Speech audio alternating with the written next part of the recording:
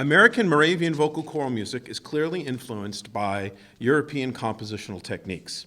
It is typically performed in a Germanic style that includes more of a darker or a scuro tone quality. Now, in a scuro tone quality, in German that word would be dunkel. So instead of a forward or a brighter tone, it would be a little bit more dark. Okay, I'll demonstrate that for you. We've got la. Now that would be a little bit more, a little brighter. That's an Italianate style or Italianate vowel sound. La. You hear the difference between la and la. One is more Germanic and one is more Italian. Because the Moravian church was founded in Moravia, which was sort of in between Poland and the Czech Republic and Germany at different times, that language, German, those languages in general, are typically a little darker than we would hear maybe in Italian, French, Portuguese, Spanish, those kinds of things. So today we're going to talk about how these different tone qualities in schools influence the development of Moravian music. Now, having been a Moravian for a little more than a year, one of the amazing things for me is to see how, it doesn't matter what church you go to, you're probably sitting amidst people whose voices sound fairly trained, they're in good shape for the most part, and harmonization or harmonizing is fairly simple for them. So I mean, even at Calvary, I sit in the middle, and all around me are people of different ages who are harmonizing and producing a vocal quality that's really beautiful. Now, I come from, and I've served in Methodist churches and Baptist churches, and so I can tell you for sure the Moravian choral sound, or this idea that most people in the church can sing, is very foreign in other denominations. It's just not true. In fact, when you've worked in some of the churches I've worked at, the relationship with people is so important that even if they don't sing or they can't sing, you want them to be a part of the music ministry. In Moravian circles, I don't find that to be the case at all. I find most people can hold a tune. They may read music. They probably play one or two instruments. In fact, you have people that play both extremely well. So we'll talk a little bit about national schools and vocal pedagogy. There's a number of people that studied vocal pedagogy, and vocal pedagogy, again, influences how the voice is used in different styles of music. Different countries have different sounds or sound expectations. For instance, the national voice of Great Britain has and has always been the mezzo-soprano. If you listen to soloists and some of the great repertoire written by English composers, it's usually a darker soprano or a mezzo-soprano. And that's a soprano that has a lot of color in it. The voice of Italy is what? What do you think the most popular voice in Italy is? Who are some of the best tenors you've heard of? Pavarotti, some of these guys. Domingo's Spanish, but the tenor voice is a very popular vocal type in Italy. France, they like mezzo-sopranos and baritones, and in Germany, they like baritones. Interestingly enough, some of the best Moravian music is written with very, very high tenor lines, which we'll talk about as well. So each country has a national school or a color palette of how they sound or how they're supposed to sound. And German, of course, is our background because Moravians speak German or spoke some variation thereof. So we're going to focus on the culture of singing and how it developed in the Moravian church by starting sort of at the origins. So members of the Unity, or the Unitas Fratrum, had been singing in their worship services long before 1501. Now remember, you know this, but 1501 predates Luther's Reformation by a lot of years. So there has always been a singing spirit in the Moravian church, even early with Jan Hus. Music was the language of prayer, and it was an innate part of the Unitas Fratrum and later the Moravian church as it was realized by Count Zinzendorf. The languages of the early Moravian church included Silesian, Silesian is essentially a variation of Polish, Czech, modern-day Polish, and Sächsische Deutsch. Sächsische Deutsch is Saxonic Deutsch, or German that has a sort of a harsher sound. You hear it if you're in the country out in Saxony. Sometimes when folks are working, they'll speak in Saxon German. And then we have Hoch, or Hanoverian German, which Hochdeutsch is the main German that we sort of know now today. If you go to Germany, they speak this best in Hanover, in that region of Germany. But German is still considered the standard language today. The vowel colors of All of these languages I mentioned are darker, more oscuro. Again, that word is dunkel than other languages. And because they're darker, there's a slow airspeed when someone sings. So if I'll sing Im Wunderschönen Monat Mai with a little bit of a faster airspeed and a slower airspeed. So this is a Schumann, the beginning of a Schumann lied. Im wunderschönen Monat Mai. That's a slower airspeed in the proper German style. And then this would be the more Italianate or non-Germanic style. Im wunderschönen Monat Mai. Now they're both pretty. I mean, I haven't warmed up really, but they're both a pretty tone. But what is more appropriate for Moravian music, or what would evolve into a Moravian music, is really the first one, the more colorful style and sound there. So the importance of choirs in the early church is critical. But choirs go beyond just being musical things, aren't they? I mean, Moravians are buried in choirs, aren't they? Right? So this idea of choir comes from Revelation, the idea that in the throne room of God there is constant worship. Choir is mentioned 618 times in various parts of the Bible. So we know that there's significance to choir and the word choir and this idea of what choir means. Choirs of people would march around cities before battle. They would march and play around cities before battle. I think it's amazing. Moravians will do the same thing. They'll walk throughout town respecting those that have passed. Or on Easter Sunday, it's like they're calling Christ to come out of the tomb. It's really beautiful. So this idea that the choir or the ensemble is a critical part of worship is also important. Also in Moravian, if you think about how Moravians even feel about being buried, there was this idea that everyone could be in the choir, everyone could be in the band, and you have that today. I mean, I'll stop in on a band rehearsal, and you'll see people of all ages, all different abilities, and they're all in there sharing their gifts together.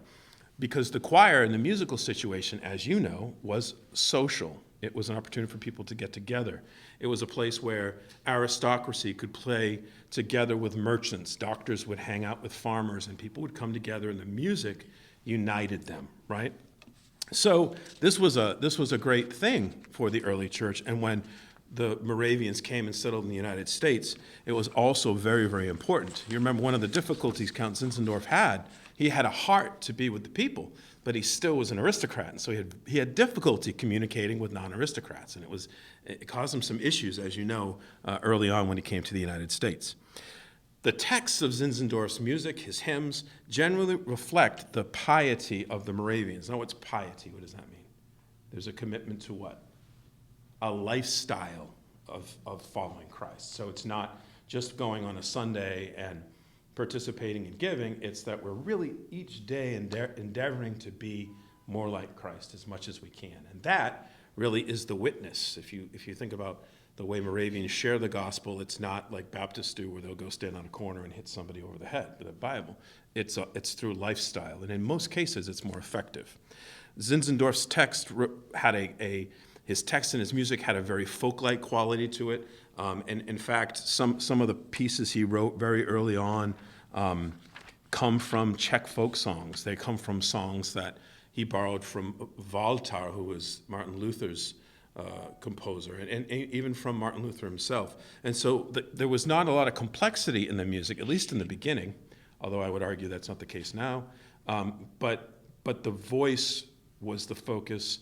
The person wasn't the focus. The voice and the beauty of the voice and the text was very, very important. His texts were a way to draw people together, and they're called gesangsmäßig. Gesangsmäßig means very singable. Okay, there's a quality of them that is repetitive and very singable. Strophic is another way to describe this, in that you have 5 or 6 verses, all with the same melody sung over and over again. There might be variations in that. You might have the ladies sing one verse, the men sing another. There might be an organ interlude in the middle there, but overall, they're very repetitive. One of the reasons that we see early on SAB music, we see a lot of soprano, alto, tenor. There's a lot of variations, but it's because the education of women was also really important, both to Zinzendorf and then when they came to the New World to colonize, not the New World, but the United States, which would be the colonies. when they settled in Lidditz and Nazareth and Bethlehem and Salem, educating women was really important. In fact, women were involved in all aspects of the music and the service, much like we see today. And it's interesting is that waned off sometime in the late 1800s and then is back to the way it should be today. And so very early on, Moravians, from a musical standpoint, included everyone. You didn't see that in the Catholic Church. You didn't even see that in the Lutheran Church because they were separate choirs, and there was SATB, but most of those choirs were professional singers. And so this idea of community and teaching each other voice and teaching each other music through community wasn't as heard of.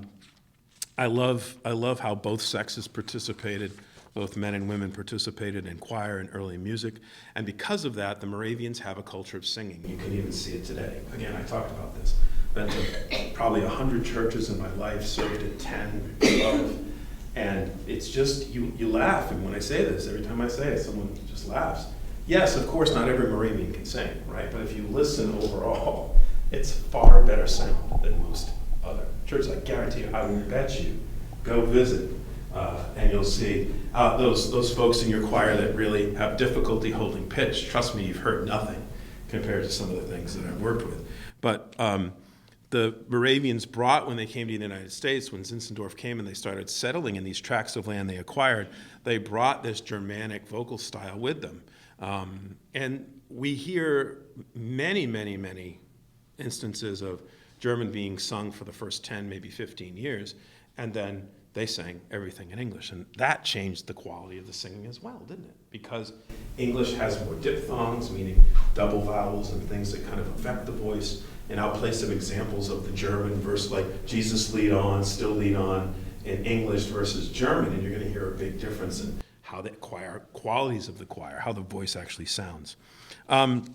Some physical things that happen in the Germanic style is something called the lowering of the jaw. Okay, so if I sing, crown him with many crowns. So there's a mandible release there that's very important in the German school. In the Italian school, it might be a bit more of a spread presentation, so you'd be, crown him with many crowns. You can see it's a little bit this way. The mandible drop, the mandible's the lower jaw, the maxilla is the upper jaw. The mandible drop gives us a little warmer tone generally, right? So you'll see that. You'll see choirs, like when you watch Unitas, you'll see Drake saying, drop or open up there, and that's to add color. And the openings typically are important on higher notes. So if you're singing and you're having difficulty with something in your mid to upper range, releasing that mandible really helps with some of that, and that's very Germanic. The Italian school wouldn't release, the English school would tighten everything, so it would be crown him with many crowns. So you're going to have a lot of space in the back there, but you'll have some tight lips. I call them kiss lips, and you'll look at English baritones will sing like that, English tenors will sing like that. And there's a harshness to it, but that's the style that they like, right? That's the style that Vaughan Williams and earlier English, going all the way back to Purcell, wrote for that particular kind of sound. So I wanted to demonstrate the vowels. I've done that a little bit, but again, just to be clear, the a vowel, so in Italian it would be bella, cara mia. My mother's family is Italian, so I grew up hearing it and speaking it. Love to go to Italy. But everybody that talk like this, everywhere you go, is ciao, salve, salve. So they say, they welcome you, and they talk like this. Everything is like this. You go to Germany, and it's very different. So an a vowel in Italy is a. An a vowel in German is a. Okay, one's brighter, the Italian's brighter, and the German's darker. O is the same way. Bello means beautiful. Oh, that's Italian, right? O in German, which is, say the word schön, means beautiful in German. Schön. So there is a darker presentation there. And so that affects the music, it affects how the voices sound, and it affects the breath and the speed of the sound, right? We talked speed earlier. A slower speed is going to give you a bigger, fuller, darker sound. Breathing is also affected too in different schools, right? So Italian, to take a low breath, it's called appoggiare. I'm going to take a breath, and I'm going to focus almost on a yoga breath, okay? So this is an Italian breath. You see how my pudge is out? Appoggiare, that's where that comes from, that word. And then in a German breath, you're going to see a higher presentation up here, right? The German men and women are going to want to sing. I had German teachers, and so because I worked in Germany, and she would sing, or he would say, "Sing from your ribs. You must open the ribs." And the Italians are focusing more on that drop into the center.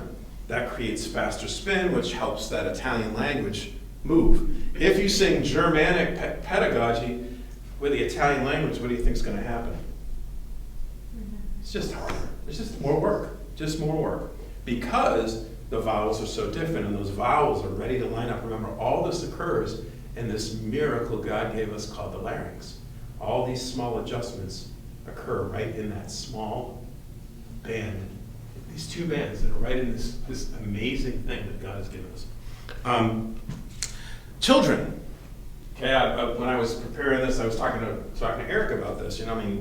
Kids had kids choir. They went, and it was organized in churches, and it was organized, and so you may sing in the children's choir at this age, and then go right into picking up a trombone at this age, and so you're learning to read music, you're learning how the instruments fit in, and you're learning how to sing. So in the Moravian church, we see teaching that was going on between generations of people, sometimes sitting next to each other. How many times have you found yourself maybe sitting next to someone younger or older? And maybe they're a better player or not as good, and they might lean on you for some support.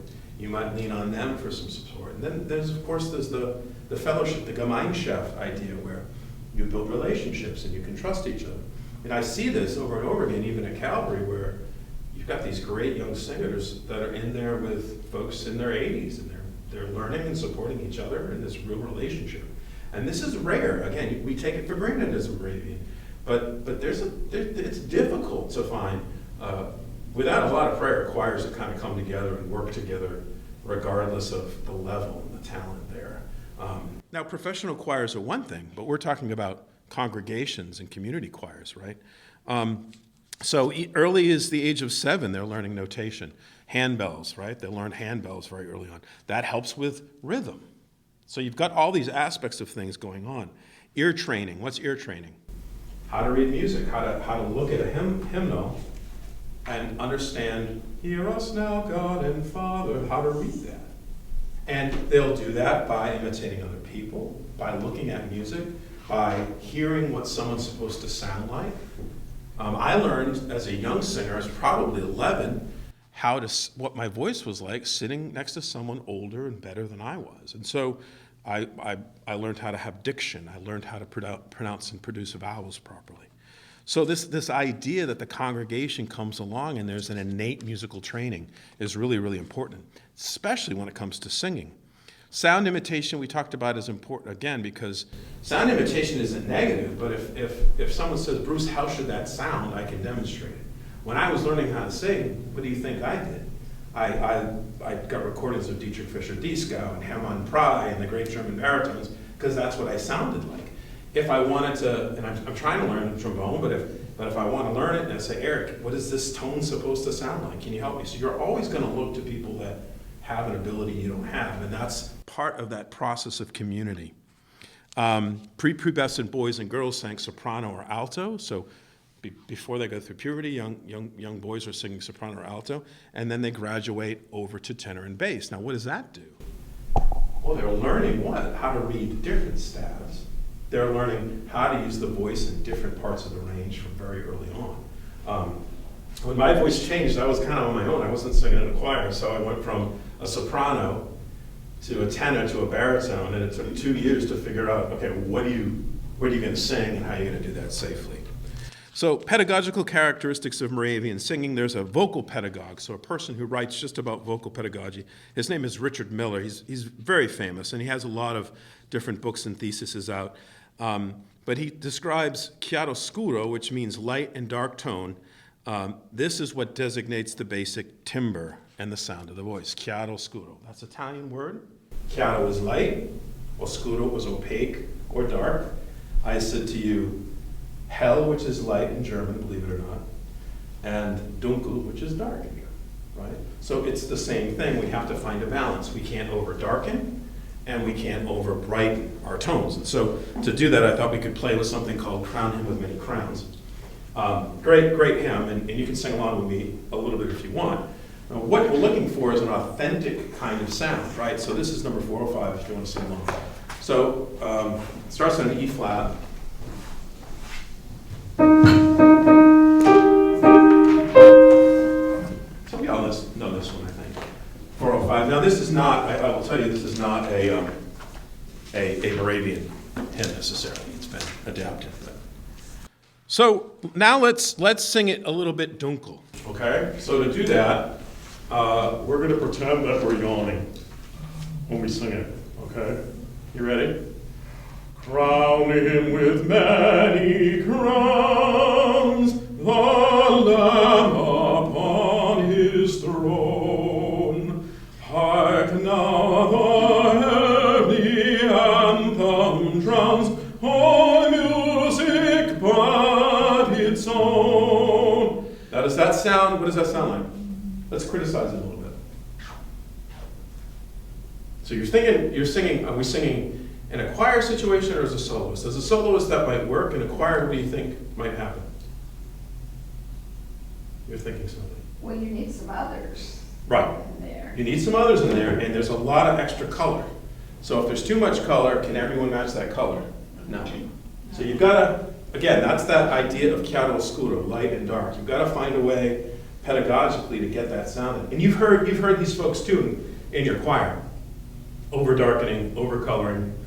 And sometimes it's just their voice. You can't say, hey, how you doing? Listen, Bruce Earnest said you could lighten that a little bit. No, you can't do that. But the point is, we have to find something that's in between. So what if we did it too bright?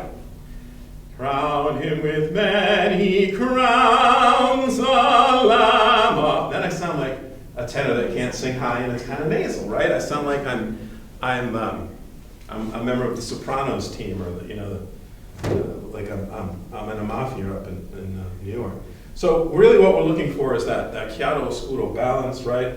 And that's crown him with many crowns, a lamb upon his throne. So it's in between those two things.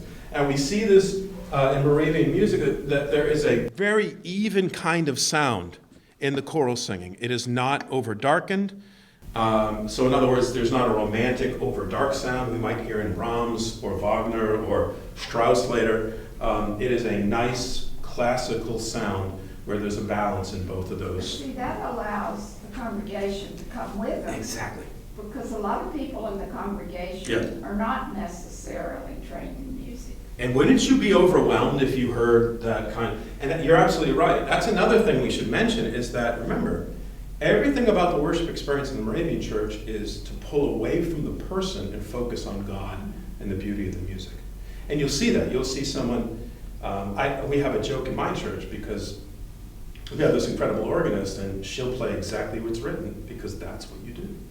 You don't get too excited if you're in the spirit, right? And so there's different ways to look at that. But I'm with you. If the choir's standing up there or I'm leading a hymn and I'm not listening and trying to pull them and bring them along with me, and I'm focusing on creating some vocal quality, I mean, you've done it. You just drop out because what's the point? I've done that many times. Many times. If I just I don't want to continue singing because we're not worshiping together. Someone is singing the solo up there. So that's a really valid point. Okay. So we talked about chiaroscuro. There are a couple other theorists, and I pointed these folks out. Zacconi was alive really early at a time where the Unitas Fratrum was starting. It was in the early mid-1500s. And so Zacconi writes about how biting and how difficult it was to listen to German, Polish, and Salesian early on. And it's interesting to me because, remember, prior to that, you would have had everything done in Latin because of the Catholic Church, and the language that they used was Latin. And so you went from Latin, or Latinat, which is what? Latium is what Italian is based on. So this is the basis of Romantic languages, essentially.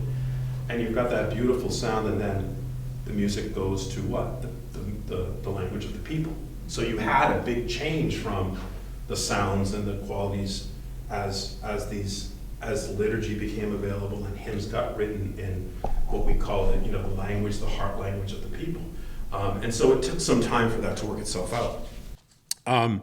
Interestingly, there's a gentleman by the name of Hermann von Helmholtz, who was a brilliant German acoustician and physicist, and he has analyzed German vowels versus Italian and different types of music. And it's fascinating because I'll tell you, I'm teaching a class at North Carolina School of the Arts on Mozart's operas. And Mozart's writing for operas in German and operas in Italian are very, very different. So there is a really important quality change in those two languages as music's being written. And some composers did it well, some didn't. It's interesting, when they came to the United States, most composers who were Moravian did what? They wrote in English. Or they started translating things, and they used the English language. Okay, so we talked a little bit about the colors, so we have chiaro oscuro, no test, but now let's talk about the sits, or it's called squillo. Squillo is the Italian word, it means focus or placement, and Sitz, which is literally to sit, ich sitze in German. The Sitz is where the voice is focused. Okay? So earlier I sang for you, and you said, oh, it sounds nasal. Because I was forcing what? What was I doing? Forcing that. And I was kind of forcing that brightness. Okay? Your sits, or your squillo, gives your voice a focal point. So let me demonstrate that. So again, I'll go back to crowning with many crowns. This is without any sits. Crown him with many crowns, the Lord upon his throne. So what happens with that sound?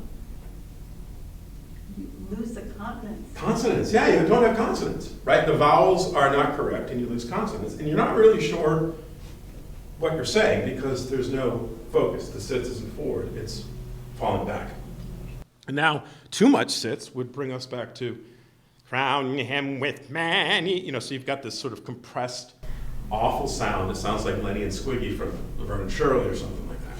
So the sits is also very important, and the sits, or focal point to the voice, is found by using resonating chambers that occur in your mask, right? And you've seen different kinds of people, God made us all different, but people with bigger cheeks may have more space in their mask. People with smaller cheeks may have less space in their mask. African Americans have a specific sound. People who are from Central America have a different color and a different sound because their cheekbone structures are different. So the anatomy of our face, the anatomy of our neck, and all of those things really kind of contributes. Interestingly enough, the same would be true generally for people from Italy or France and Germany. Germans typically have, there's two types of this, the Alpine Germans and the Northern Germans. Alpine Germans will be more Italian looking and they'll have maybe bigger noses, big cheeks, and the Northern Germans are more smaller faces, taller. And so the Italians typically are shorter, and you can tell a person walks out on the stage, you can tell probably what that voice is going to sound like by the way they're built and by their cheek structure and bone structure, depending on where they are. Typically baritones are my build, tenors are typically slighter or taller, basses are usually huge guys. I mean, basses, if you've seen basses, they look like Bigfoot. Mezzo-sopranos are going to be a little bit taller than most sopranos generally. Not always, but there are physical attributes. There's also mental attributes too, which is interesting. Personalities are different in different kind of voice types and that kind of thing. Okay, so zits, very important. Without the zits, you don't have focus, you can't hear diction. If you're singing in a foreign language, you specifically cannot, I can't sing without sits, right? It has to, in the beautiful month of May, I have to have sits there. And if you listen to Moravian choirs and music that is Moravian or music that's in German from that period, it is beautifully focused in the front, beautifully focused, even if the choir is not a professional choir. So those are some things I wanted to talk about today. And then I just have a few recordings here that I want to play for you. So this is Jesu geh voran, which basically means Jesus still lead on. Actually, the German is continue to go therefore, which the translation is Jesus still lead on. And I wanted to play that for you. This is in German.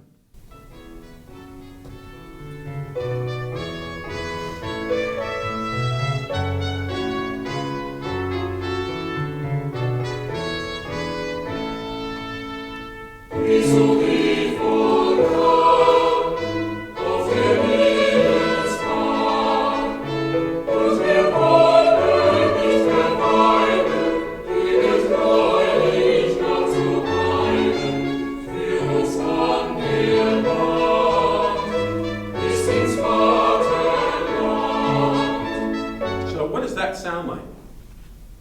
It's German, right? It's talking about that first verse. But what do you hear in that? It's pretty clear, isn't it? I mean, you're not sure what they're saying necessarily. Right. You know the English version. You translate. Right, yeah, translating. Yeah. But you're hearing crisp, Right. clear. Yeah, very, very important. So you hear those consonants and those vowels working well together. Let's play the same hymn in English now. Probably, I think this is a local church, but so I don't want you to listen to necessarily quality, just observe the different sounds you hear between the languages and vocally, okay?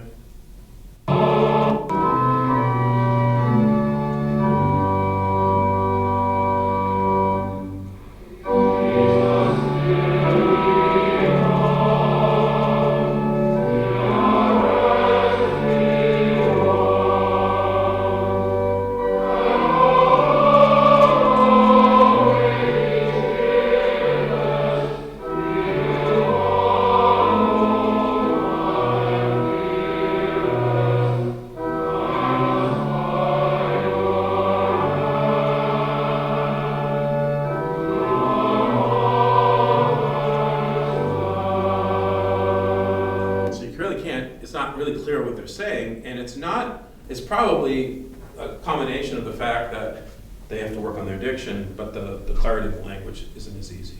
You know, English is a Germanic language, but it has elements of the Romantic languages in it as well. And so the voices are trying to figure out how to negotiate that. Now, admittedly, the German choir we just heard that's probably a professional recording. This was probably recorded in a service, and so you can't expect the same level.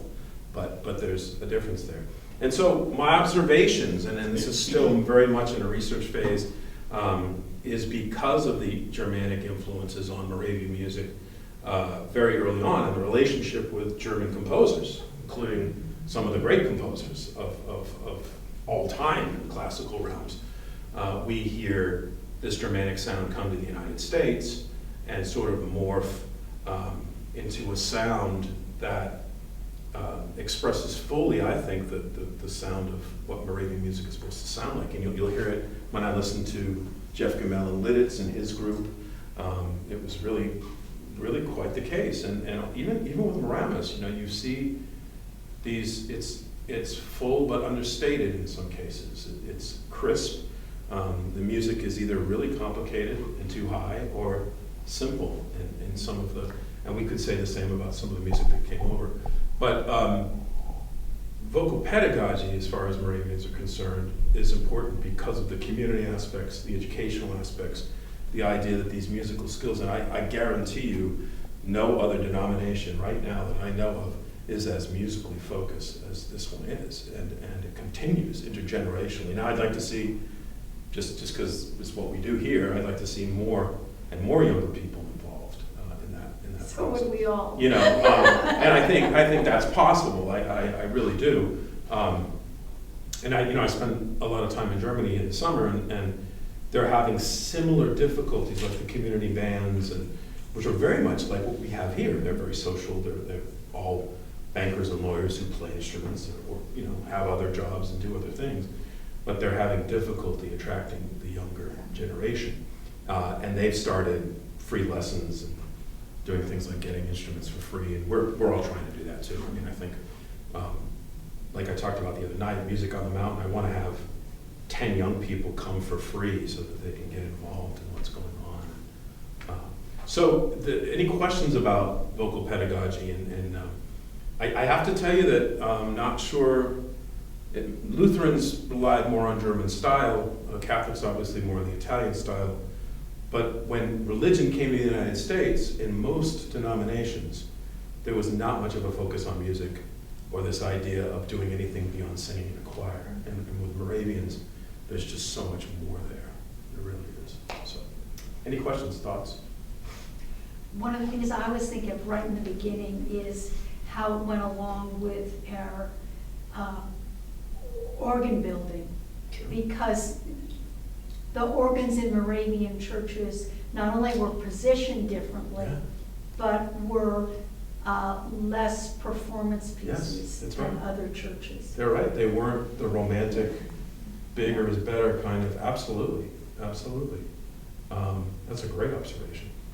And then also initially the organ would follow the minister, Sure. who would start singing, and then the organ would have to catch Catch up. up. Yeah, yeah. Well, that's a good thought. Anything else? Well, good. I have a copy of the paper if you're interested. There's an extensive bibliography. I didn't present it like I did while we were up in Bethlehem because it would have bored the daylights out of you probably. But I hope you learned something, and thanks for being here today. I never